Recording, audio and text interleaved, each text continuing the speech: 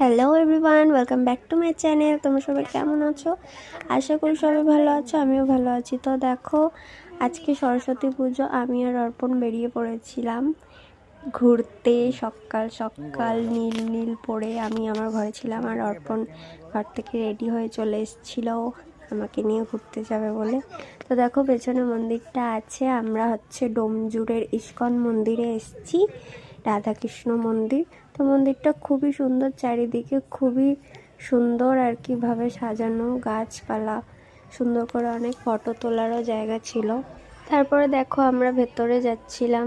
তো ভেতরে গিয়ে সবাই বসার এরকম ব্যবস্থাও করা আছে। তো সবাই বসে গান শুনছিল রাধাকৃষ্ণের, আর ওখানে মূর্তিও ছিল। মূর্তির দিকেই সবাই তাকিয়ে রয়েছিল। একদম এত সুন্দর লাগছিল, খুবই ভালো লাগছিল ওখানে বসে। দুজন মিলে আমরা বসেছিলাম অনেকক্ষণই।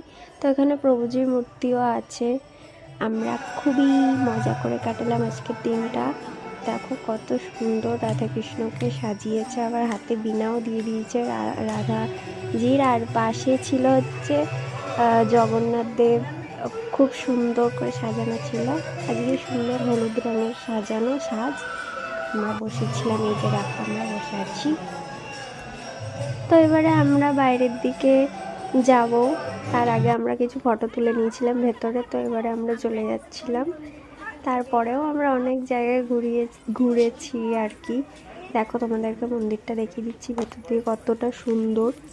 তারপরেও আমরা অনেক দূর দূর গিয়েছিলাম, আমাদের এদিকেও ঘুরেছি।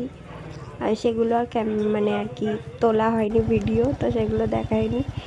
অর্পণ ফোন ভিডিও করছে। তো আমরা যদিও বাইকে করে ঘুরেছি চারিদিকে। তারপরে আমরা বাড়ি চলে গেছিলাম সন্ধে করে। আমাদের ঘরেও গিয়েছিলাম ও বাড়ি, নতুন বাড়িতে।